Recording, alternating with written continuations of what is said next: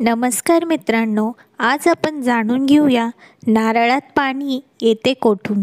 लहानांपासून मोठ्यांना पडलेला हा प्रश्न म्हणजे नारळात पाणी तयार कसे होते.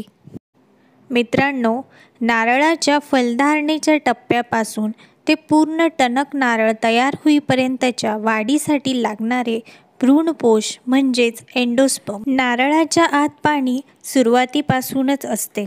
मुळे आपले कामं करतात आणि फळ वाढेल तसे पाण्याचा पुरवठाही वाढवतात. त्या पाण्यात मुख्यतः स्टार्च, ऑइल्स, प्रोटीन्स असतात. त्यामुळे मधल्या टप्प्यात टणक, कवच आणि त्याच्या आत पातळ मलई तयार होते. ही मलई म्हणजे नारळाच्या सुरुवातीचा थर असतो, जो या पाण्यापासूनच बनतो.